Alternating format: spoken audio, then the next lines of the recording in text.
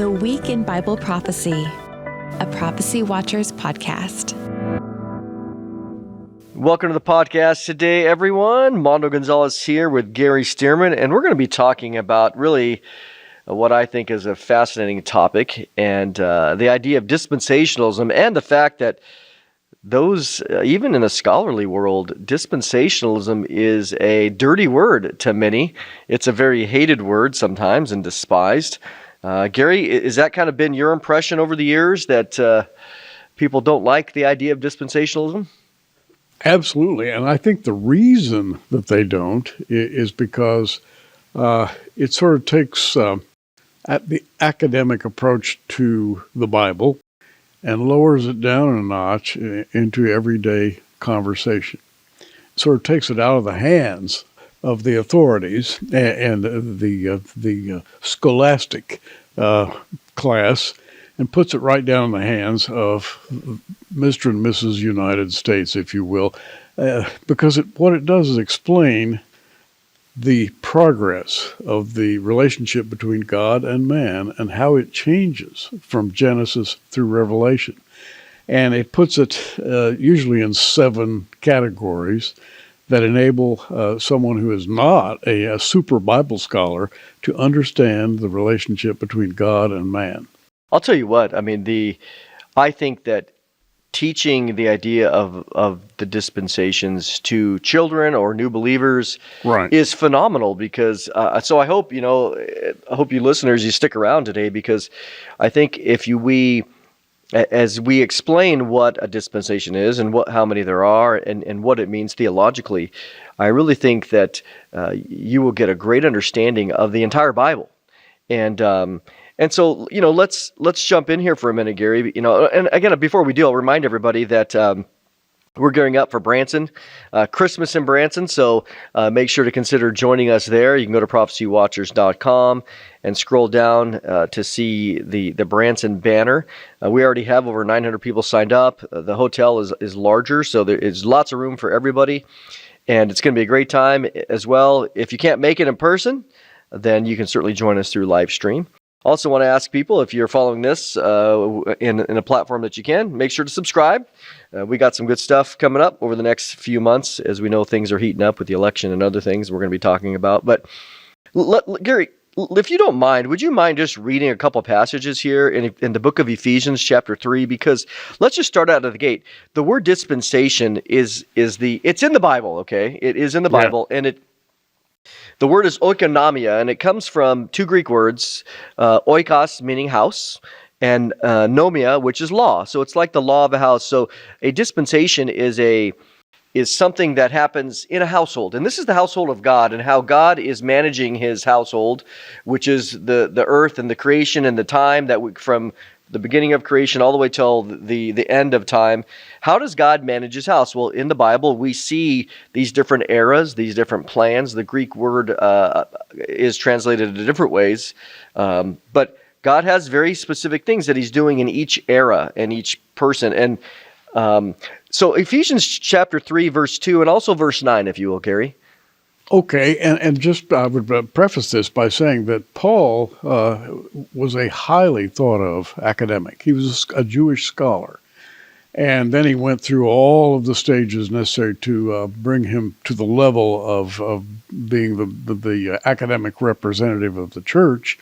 And that's when you read chapter 3, verse 1, he introduces himself, "For this cause I, Paul, the prisoner of Jesus Christ, for you Gentiles," okay, I'm talking to you Gentiles, "if you have heard of the dispensation of the grace of God, which is given me toward you." And so he tells them who he is, what the relationship is, and then how that by revelation he made known to me the mystery, as I wrote before, in a few words, by which, when you read, you may understand my knowledge in the mystery of Christ. And so he's laying it out here. I have a special message for you, which was given by God from me to you, so that you can understand how God is working. Yeah, and especially in the book of Ephesians, we see in Ephesians 1:11 that God has a plan from eternity past. He's working it all out. And I think for those listening, what we're going to talk about today is how this plan of God has been working itself out throughout history, starting way back in the beginning at creation all the way to the end. And a couple things that I think is important is that there's no doubt that dispensationalism today is very systematized. It's very organized. It's been thought about for a long time, several centuries for sure. And so today, when you think about dispensationalism, it's highly organized system of thought. But often, I would say this: people think that this system of thought is forced on the text. And I think after today, people will be like, "Oh, that's not as forced as I thought." Because this is what I would say, Gary. Everybody, you just read a passage of Scripture. Everybody, if they believe the Bible, is a dispensationalist to some degree. The argument always is how many dispensations are there? Well, there is at least 3 for everybody, and that is there was Adam and Eve before they sinned. There's Adam and Eve after they sinned, and then maybe if you add in the law, that's a third one. And then we're in the church today. Nobody's offering sacrifices today. That's true, right? So at least at the minimum, and I would say this, what I see out there with people is everybody gives at least some level of acknowledgement. Well, yeah, I'm not offering sacrifices. So clearly the dispensation, which you just read in Ephesians 3, is different than the one under Moses and the one under the law in Israel. So it is in the Bible, but we're going to give a little bit more of some nuggets on it. Any thoughts on that, Gary? Because there's a lot to do here, but well, I have a thought right up front, and that is, and you've studied Greek, and by the way, I enjoy the way you approach that. You have done some deep digging in the Greek of the New Testament, and the word dispensation, I think we right up front should define that oikonomia in Greek. And it really sounds to the English-speaking ear, oikonomia sounds a little like economy. Some people have drawn that comparison. I think it's a great one. The word economy comes from that word. The word administration comes at least rooted from the concept. And so that's a great is. What is God's economy for Adam? What's God's economy or his plan for Noah? What's God's administration for Abraham? And so that is really that's really important, because when people right now today, when they look out, they go, "Oh, well, you're a dispensationalist." You go, "Well, wait a minute. Everybody, again, as we're saying, everybody is." And let me just say this too, that I'm going to make 2 comments here. One is that when you look at the pillars of dispensationalism today, this is important. Dispensationalism can be labeled and associated with a lot of things. But it basically has 3 pillars. That's it. There's 3 pillars.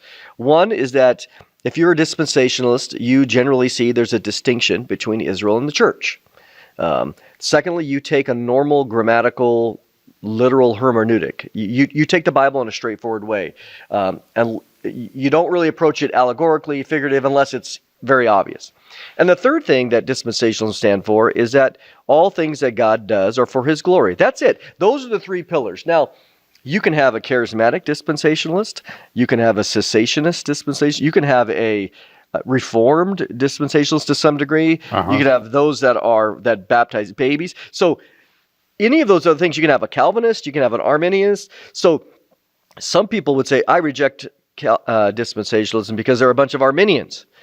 And you go, well, that's not really even integral to the whole point of dispensationalism, is whether you're an Arminian or a Calvinist. Who cares? That has nothing to do with this. The second thing is, I'll say this, and I want to read something here, is if you're a dispensationalist, often people say, well, you believe in different ways of salvation throughout God's plan from beginning to end. We go, whoa. And so here's a quote from Charles Ryrie, and this is good. He says, the basis of salvation, the basis, in every age is the death of Christ. Okay? The requirement for salvation in every age from the beginning is faith. The object of faith in every age is God. But the content of that faith changes in the various dispensations. And what that means is that Adam and Eve didn't understand, for them to be saved, did they have to believe in Jesus' death on the cross and he was dead for 3 days and was buried for 3 days? They didn't know anything about that, but they were still saved by faith and grace. Right. And faith and grace, I think, build almost exponentially as you go through the Bible. Yes.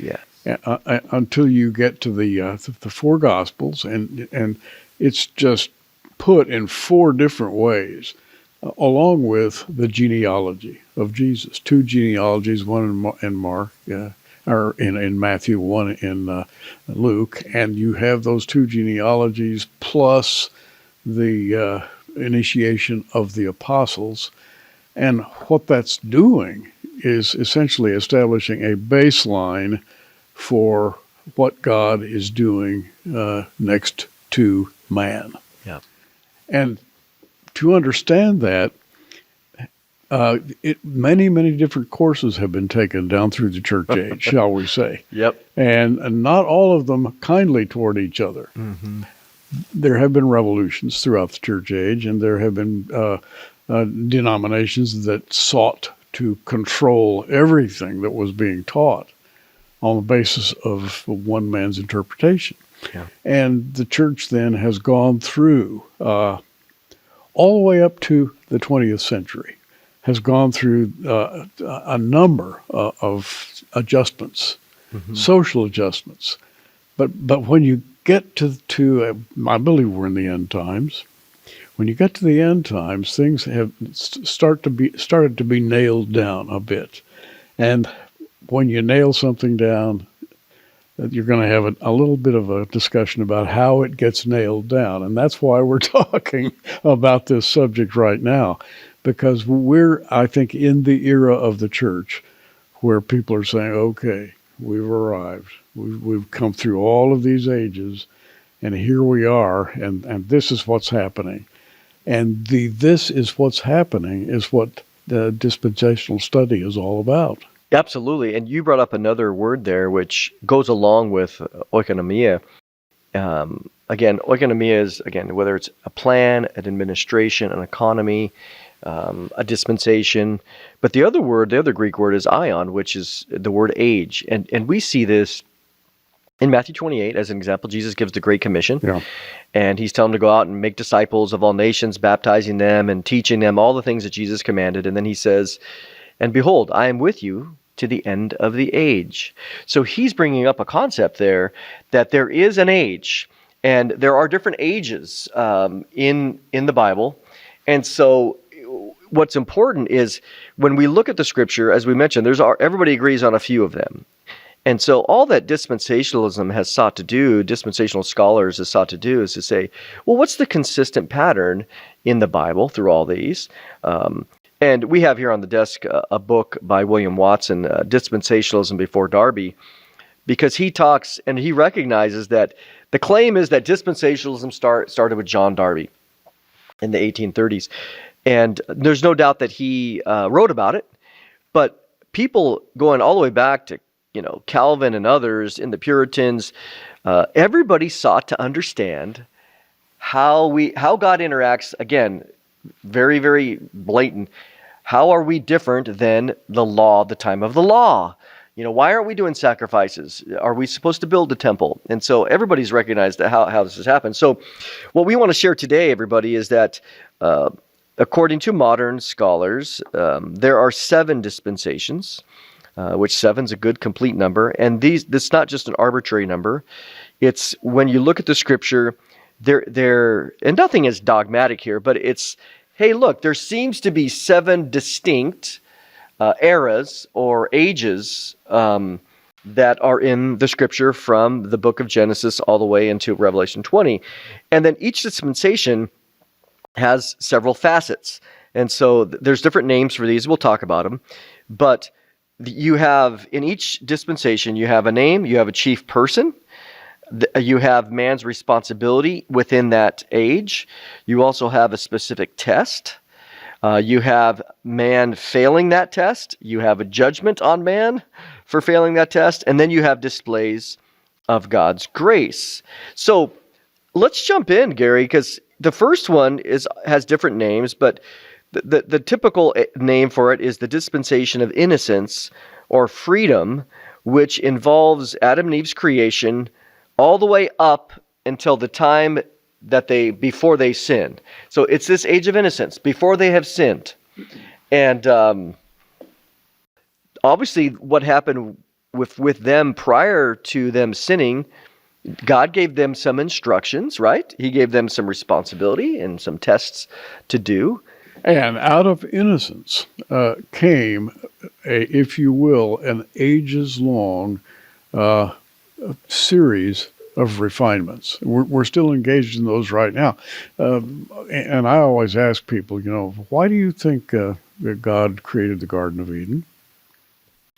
Nice place, wonderful, ideal. Mm-hmm. And then he created man, woman, and put them in the garden. Mm-hmm.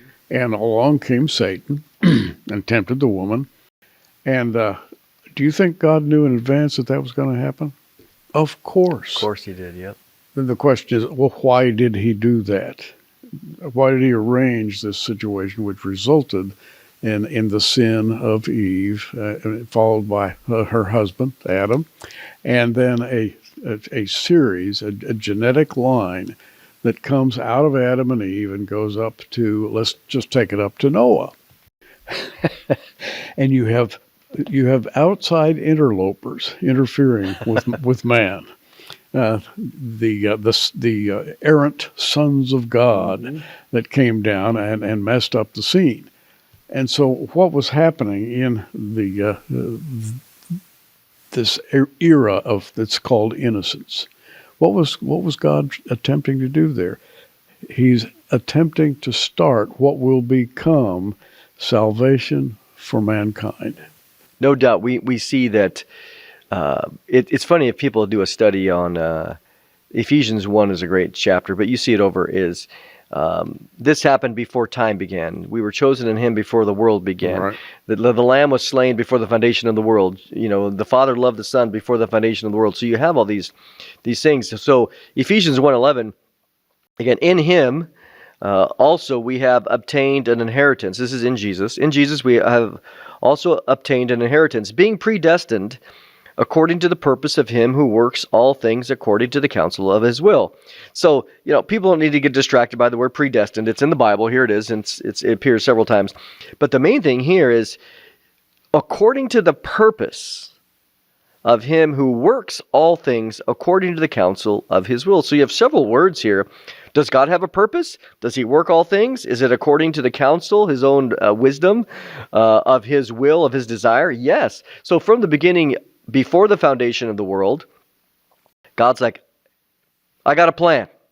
Right. And I'm going to put it in practice and put it in place here. But it included, as you said, these interlopers, at least Satan himself, who shows up.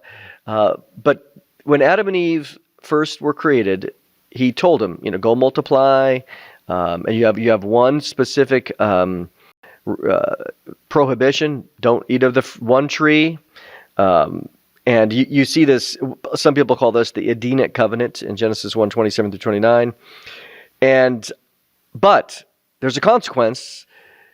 If you don't do this, you're going to die. And so they were innocent. They were free from sin. And as we know, the way the story goes, they ate of it. Satan tempted. They failed. Death came. Spiritual death came immediately. And then, of course, the death within their body began to make its way. We know Romans 5:12, death entered through Adam. But in the midst of that, there was grace displayed. So this is like the first dispensation of innocence. It started with, again, Adam and ends with grace in that once they sinned, God didn't obliterate them. No, in immediately. Fact, that first iteration, innocence in the garden, terminated with sin. And along came another period of time that has a different name. It has a different name, yes. Man was instructed by God to go out, be fruitful, multiply, obey, me and those who follow me and acknowledge me. And you are charged now with this responsibility, which brings another dispensation. And it's commonly called the dispensation of conscience. Yes. In other words, God moved the burden over to the conscience of mankind and said, it's up to you now to do what I want you to do. Yep. And now, was man successful? Well, that's the thing is, what you see in all of these, again, this consistency. Romans 2 is very clear about Gentiles operating according to their conscience. And so the conscience is an amazing thing. That's a whole philosophical discussion, but mankind has a conscience which God gave them, and there was no law at this time, right? And we see this in the book of Romans, that transgression cannot be applied or to a person's account if there's no law. But sin still reigned. That's the whole goal of Romans 5. But as we move into the dispensation of conscience or self-determination, we see again the chief person is Adam. His responsibility was to submit to the Genesis 3 components. He was going to live by the sweat of his brow. The woman was going to have trouble in birth. And they were to, again, multiply, and also to, we can see there very clearly there was some level of sacrifice that was to take place, that was to be operated by faith, because we see that God killed the animals and covered them up with tunics of skin. So death shows up after they sinned. And then you see a specific test. Again, living up and offering sacrifices. Well, what do we see? What was the failure? Well, Cain obviously didn't bring his offering of blood. He wanted to do it his own way. And then you come to Genesis 6:5, where everybody did wickedness from the time they were young. All the intents of their heart were wicked. So what you see there is now a failure of man. And what's the judgment? Well, the judgment certainly was the flood. And then in this, which I find interesting, you probably do too, Gary, that the display of grace in this time, which is basically Genesis 3:9 through Genesis 8:14, we have displays of grace in that Enoch was raptured. He was caught up to God's throne. He was obviously walked with God. And Noah found grace, Genesis 6:9. So we do see God, again, we see judgment, but even in the midst of judgment, we see God's grace in each dispensation. But this dispensation was terminated in a very sharp way by the flood of Noah. The flood. I mean, you talk about a sharp division in history. That a world flood has to be it. And then after the flood, mankind descended to earth, and he was given a position of responsibility by God. And man, I think, was charged with a responsibility that we can look back and say that was almost too much for him. And it did turn out to be too much for him. And that's the dispensation, the third one, of human government. Of human government, yeah. And you read this era. After the flood, the earth dries out in big cities and high populations and trade and all kinds of interactions, and there are dynasties and kings and so forth and so on, and wars and death and famines and everything. And through it all, man is charged with making a good showing, shall we say, being responsible. And I think the idea of dispensationalism is simply to explain what man is doing at each stage of human history. Yeah, and I think all of us know that the Bible, from all 66 books, wasn't just plopped on the ground and handed into Adam. Right. We understand what's, at least in theology, that which is called progressive revelation, where God is revealing more of his plan progressively through the time periods, through ages, through people. And again, what we see in the dispensation of human government, the chief person there, again, is Noah. It's called a covenant in Genesis chapter 9. They were given instructions to spread out over the earth. They were also given new instructions as it relates to food, where everything prior to this was vegetarian. But he says, now you can eat anything you want, but don't drink the blood. That's the one prescription. Mm-hmm. And he also gives them in Genesis 9 the requirement for the death penalty for murder. And this is where it talks about human government, in that mankind now, God says very clearly, if someone murders somebody else because they're made in the image of God, mankind was charged to bring capital punishment on that person through human hands. So you have at least a capital punishment institution here going all the way back to Noah, and that's why I think this is still applicable today. By the hand of man, that capital punishment was to be instilled on somebody who murdered, which again would help with a certain level of deterrence, for sure. I think as well. So let's talk about the specific test. Well, they were to fill the earth and disperse. Well, how'd they fail? Well, they built the Tower of Babel and said, we're going to all stay right here. We're going to build a name for ourselves. We are not going to disperse. Well, then what was man's judgment? Again, these are all very consistent themes throughout each dispensation. Well, God judged them by forcing the dispersion, by bringing in multiple languages. And what about a display of grace in the third dispensation? Well, we see at the end of chapter 11, so this is Genesis 8:15 through 11:32, we see the writer introducing the line of Terah, and specifically the line of Abraham. And when you say Abraham, everything changes. You have innocence, you have man in his conscience, you have the flood and human government, and now suddenly Abraham is born. And you start reading about Abraham and his descendants and all of the things that transpired down through the ages, down through the years, the centuries, I should say. And you're not talking about the same kind of a world anymore. The relationship between God and man has changed after Abraham was born. Yeah, to me, let's think about this in a very interesting way, is that with the hundreds of millions of people on the earth at the time of the Tower of Babel, and they rebelled against God, and then they dispersed, and they began to, again, have their languages and their particular separate cultures.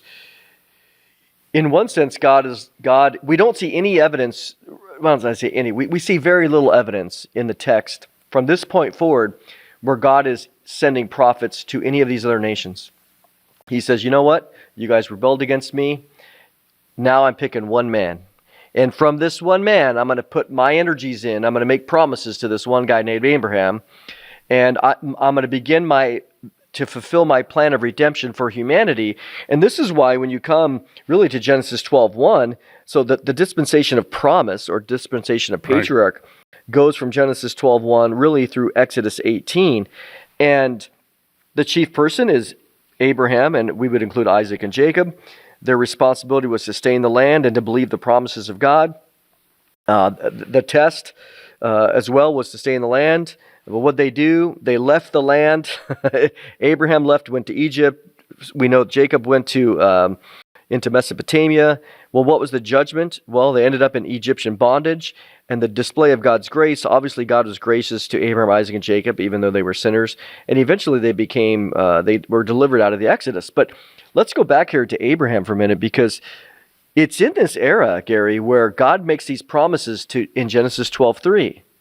Let's talk about those. I'm going to bless you, etc., etc., etc. Yeah, and you have Abraham, Isaac, Jacob comes along and has that famous all-night wrestling match with the angel. Yep. And his name is changed to Israel. Yes.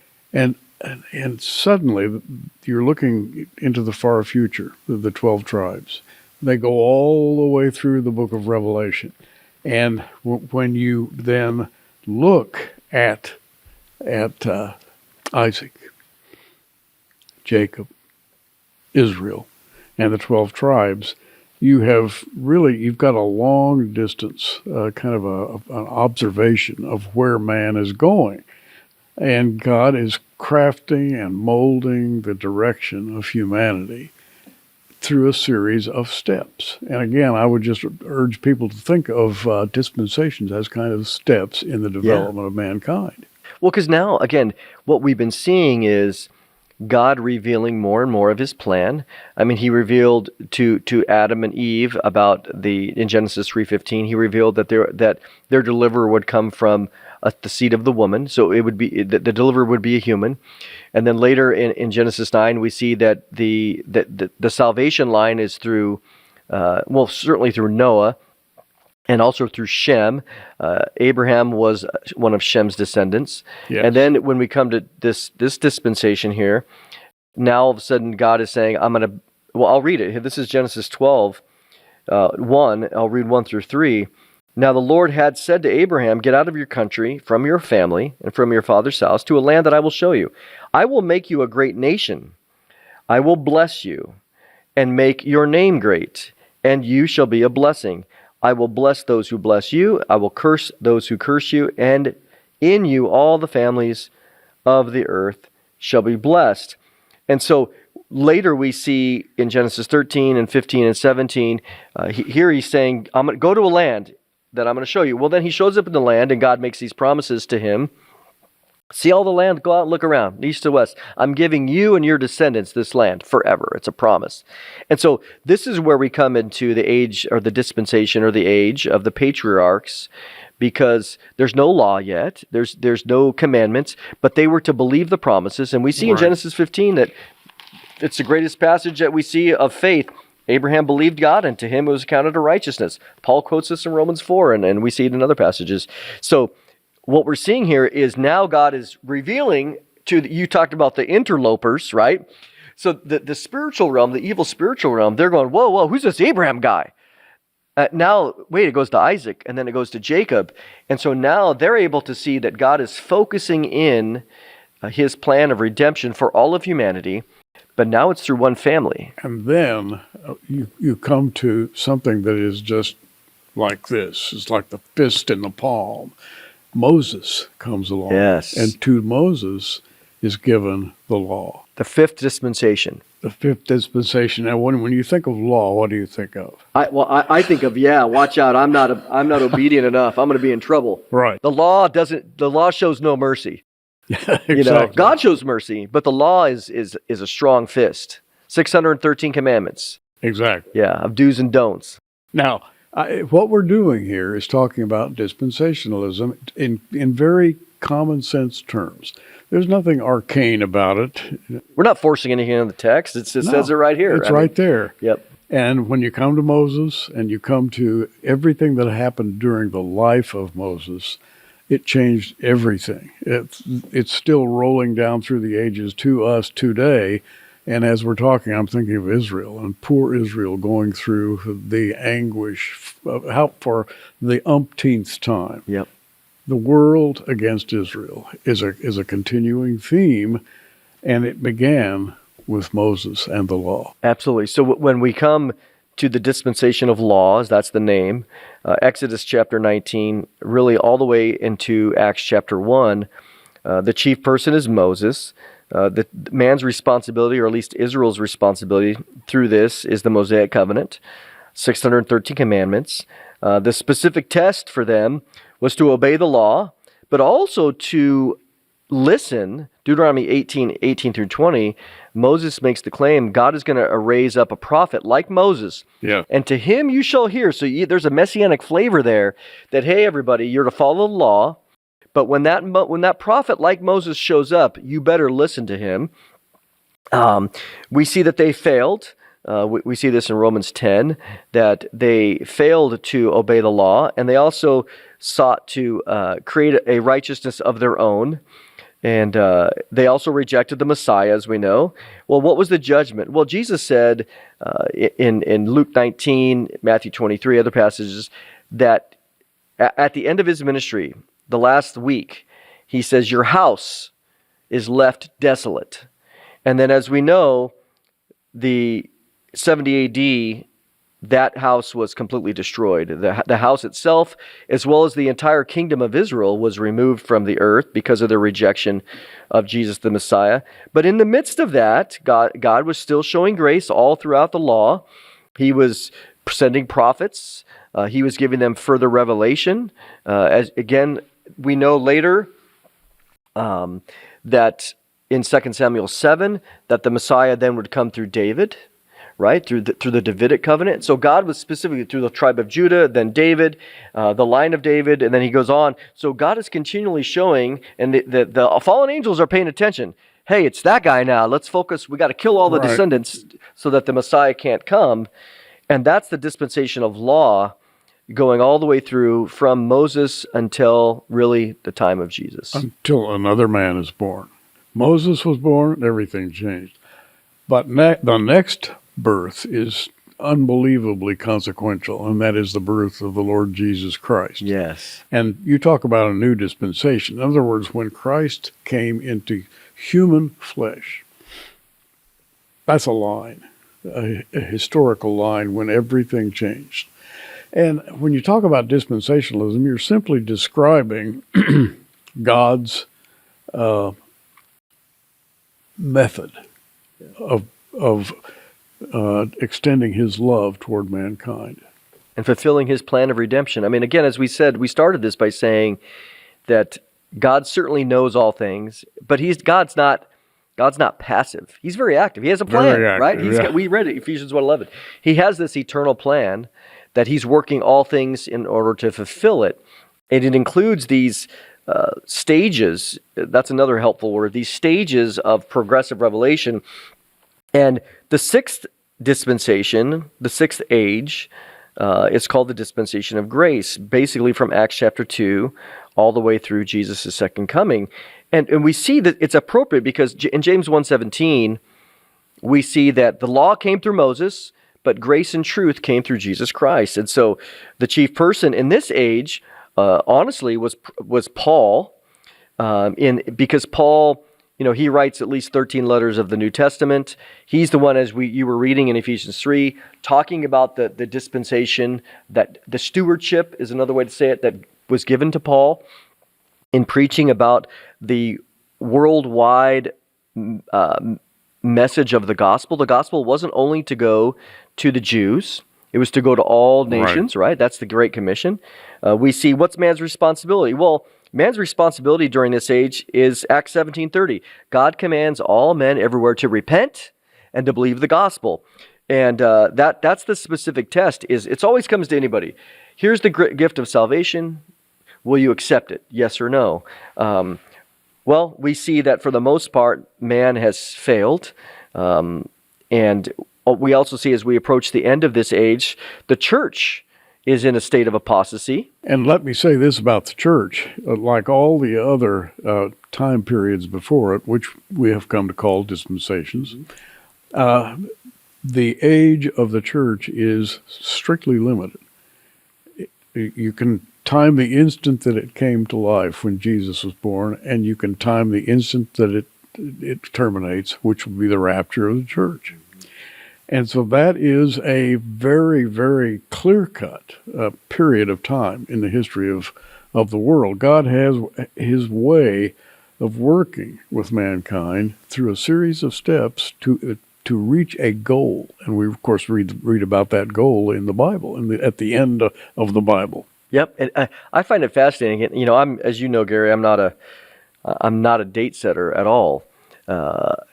However, I would say this: I find it interesting that the Lord has allowed this dispensation of grace, or other people call it the church age, beginning roughly around 33 A.D.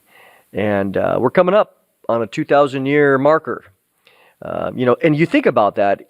We're in 2024. We're 9 years. We're 1,991 years into the church age. That's a long time that God has allowed the gospel to go out into all the world. And no matter how you look at it, Jesus said, "Lo, I'm with you. Behold, I'm with you until the end of the age." So we are coming to the end of the church age, or the dispensation of grace. And as man has failed, we talked about that not only does man, the wholesale rejection of the gospel for the most part, very few are saved. The church has come to a place of apostasy itself through the last couple hundred years. Well, what's the judgment? Well, the judgment at the end of this age is the Great Tribulation. The Great Tribulation. The 7-year tribulation. Very, very distinct marker. The last 7 years of this age is going to be that. But yet, what's this again, God has shown his display of grace in every age, and one of them, or at least two of them, is the rapture of the church, is a great display of grace. And it also, even during the tribulation period, God is still offering salvation by grace during that time, and many people get saved. Indeed. Absolutely. Now, so you're saying now, just to be very, very clear, the age of grace began at the birth of Christ. At least at the church. Most scholars would say at the birth of the church on Pentecost. Birth of the church. Mm-hmm. And then at the other end, you have the rapture, followed by the early years of tribulation. Yeah. And there are tribulation saints. There are tribulation saints, yes. So just to be clear now, this era in which we live currently is still, it's nearing its end. It's nearing its end, yep. And I think you will see it, and maybe it was unfortunate I said it, we talk about the church age, but I think if you look at most of the scholars, they would say it's not specifically the church age, even though the church is involved. Yeah, and I use that term as well. And I do too, and it's helpful, but it's the age of grace, because we know that even during the tribulation, grace is being extended, even though there's judgment. Grace is being extended to those people who are getting saved. We know the great multitude, Revelation 7 and others, and ultimately Jesus comes back. And so most dispensationalists would say that the age of grace ends at Revelation 19 when Jesus returns, because there still is grace being offered. Which then, again, that leads us into the seventh dispensation, which is often called the dispensation of the kingdom or the millennium. Indeed. And the millennium is spelled out both in the Old Testament and the New Testament. Lots, yeah. Yeah, and it is the goal. It is the time when God says, okay, mankind, you've had all these thousands of years. Now, there's going to be another period of time that's 1,000 years in length, and I'm going to show you what you should have done. This is what all humanity, besides heaven itself, this is what all humanity has been waiting for. And this is, when you think about, again, who's the chief person? Well, the Messiah, Jesus, no doubt. He's the King of Kings, Lord of Lords. What's man's responsibility during this 1,000-year dispensation is obedience to the King. We see this as well in Zechariah 14, where the Feast of Tabernacles is reintroduced.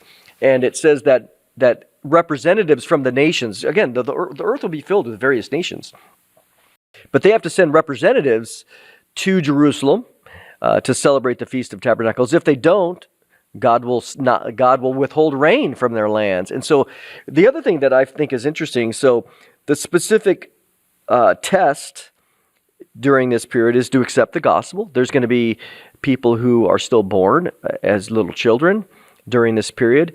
Believers in their natural bodies are going to live. They'll live the entire time. They'll be having children. They'll be married and given in marriage. We will be in our glorified bodies, so we won't be participating in that. But those in Matthew 25 that survive the sheep and the goat judgment, the sheep will go into the kingdom in their natural, normal bodies and begin to have children. And it'll be abundant. The whole world will be abundant. But as these children are born, they're going to have the opportunity to accept or reject the gospel. What's man's failure during this time? Well, not everybody believes. We also see that the Bible says in Psalm 2 and other Revelation 19 that Jesus will rule with a rod of iron. Well, God doesn't rule Michael and Gabriel in heaven with a rod of iron. They're obedient angels. But so what it tells us is that even though Satan is bound in Revelation 20 and it chained up during that 1,000 years, sin still dwells in these people who are born. And so there's no external temptation. Satan and the demons are gone. But sin has an internal wickedness, evilness that's going to creep up. Yeah, and it should be added, and I'll let you wax eloquent on this one. At the very end of the Bible, there is judgment. Yes. Before the announcement of the creation of the new heavens and new earth. So all of these periods of time that we're calling dispensations are working up to a final judgment. Yes, and so what you see during the tribulation, or during the millennial period, is a couple things. You see Jesus ruling and reigning from Jerusalem. You see a new temple that he builds in Ezekiel 40 through 48. Complete topography changes. Zechariah 14, there's a valley that's created between the Mount of Olives, and it's really amazing. Isaiah 11, we see the wolf lay down with the lamb. We see the lion eating straw like an ox. We see the children playing by snakes, no problems. Nothing's going to harm in all of God's holy mountain. So you see these environmental changes, and you see Jesus being right there. But all throughout the 1,000 years, Isaiah 65 is a great passage on this too. But at the end, this failure comes in that Satan is released for a short period of time. After 1,000 years, he goes and he now is beginning this external temptation. After a period of time, he creates a rebellion. These group of people are on their way to the city of Jerusalem in order to overthrow Jesus. You're like, seriously? After everything you've seen, Satan deceives them, and the judgment, God says, I'm not even going to tolerate it. Done, over, end of the dispensation.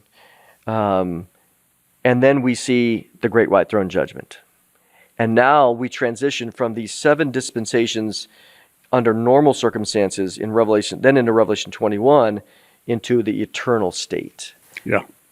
And all of this is God's loving way of allowing man to experience his grace. Beginning with Adam and Eve, as we a minute ago, he said, here's a garden. I'm just asking one thing. Don't eat that particular fruit over there. Knowing, of course, that they would. And in the ensuing decades, millennia, in the ensuing periods of time, God would take man through various stages of development, all the way up to the one you just described at the end of the book of Revelation. And at that point, he says, enough. This is it. You talk often, I know it's one of your favorite subjects, 1 John 4:8, 1 John 4:16, God is love. God is love. And so here we are in the garden, the dispensation of innocence, when Adam and Eve, in their free will, truly free, unencumbered by sin, and he says, listen, I'm going to begin my plan for humanity to show my love, but also he desires for that love to be reciprocated freely. And so we see he gives them an opportunity with Adam and Eve to respond in a way out of their own free will, to love God back and to worship him. And we know the story. We know that it didn't end well. But God also knew that it wouldn't end well, but it would further his plan to show his great love for us, again, in sending the Lord Jesus down to become human. And I would say this, and I want to get your thoughts on this, is that when we think about angels are amazing. There's no doubt.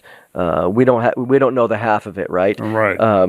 But we also know in Hebrews chapter 2 that Hebrews 1 and 2 that God did not set the world to come. That's a very rabbinic phrase, but Hebrews uses it. The world to come into the charge of angels.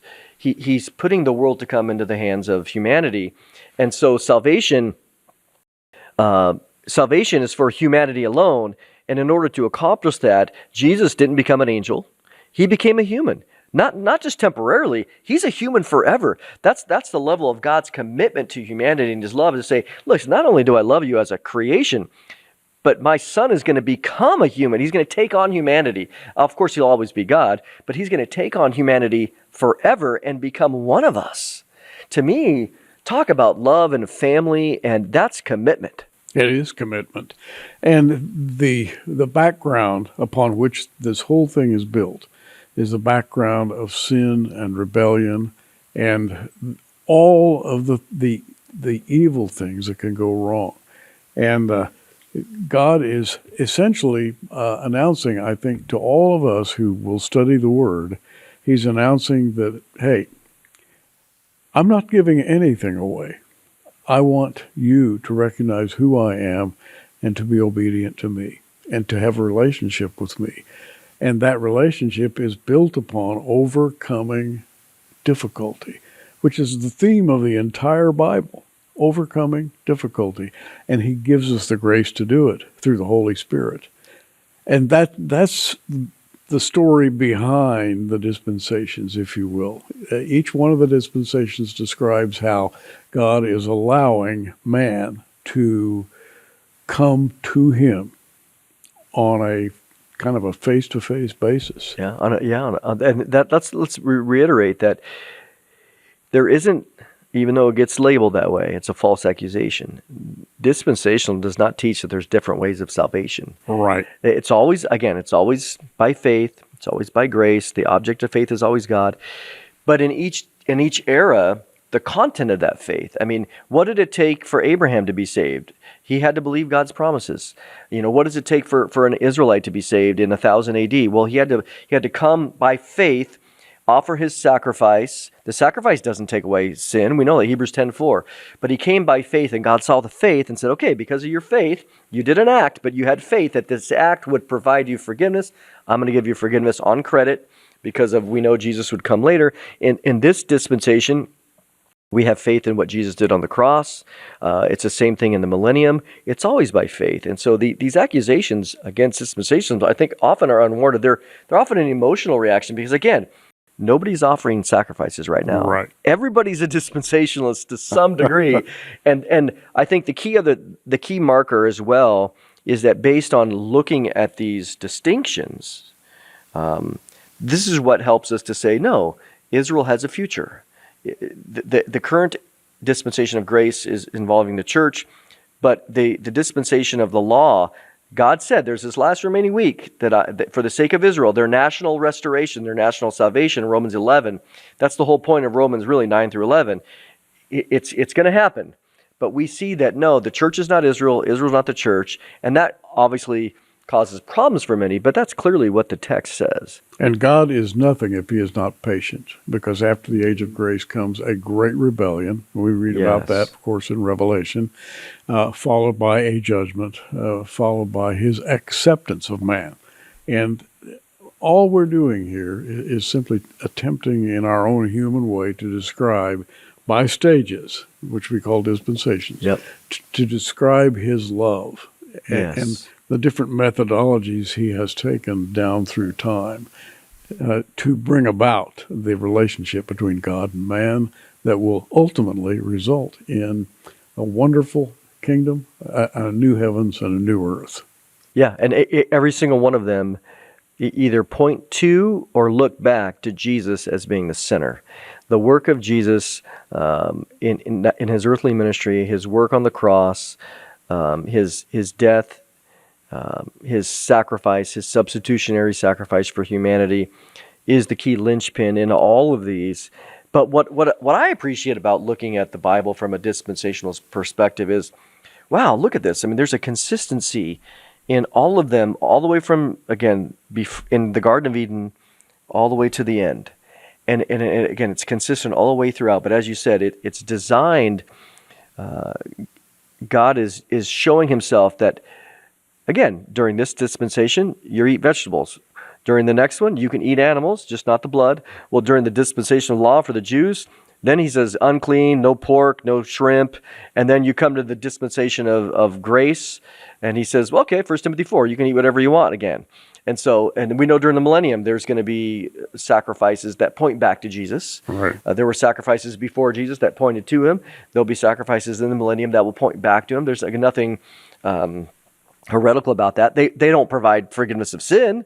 They never have. Right. So we're not taking anything away, but they're done as a way, as visual illustrations to point people back to what Jesus did.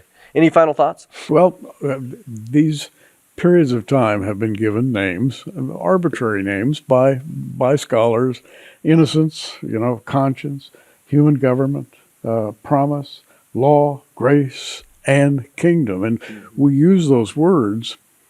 They're not set in concrete. They are descriptive words to say, in this period something happened, this period something happened. But all of those periods taken together result in the new heavens and the new earth. What can I say? In the beginning, God created the heavens and the earth. You turn to the end of the book and it says, and I saw a new heaven and a new earth. Well, I hope that after this discussion that people who have heard, Again, the word dispensational, I hope it's less of a dirty word for people, and also to recognize that, again, this didn't start with Jonathan Darby. Again, this is what that book right there, Dispensations Before Darby, people have recognized for a long time, even the early church fathers, that there's a distinction between even the Old Covenant and the New Covenant at the minimum. And so we recognize, again, that God has worked in different ways. Always salvation by grace through faith, always. But that has... The information, the progressive revelation is a consistent marker. And again, everybody believes that. We know the Bible wasn't just given to Adam. So anyways, appreciate everybody listening today. Hope this was a blessing to you, and hope to see you in Branson. Remember, Christmas in Branson, December 5th through 8th. Join us. It's already looking to be a great time. ProphecyWatchers.com. Check it out. And make sure, if you haven't, subscribe to the channel and tell us what you think. Gary, it's been good. It has been very encouraging to me. Yes. Thanks for listening, everybody, and we will catch you next time.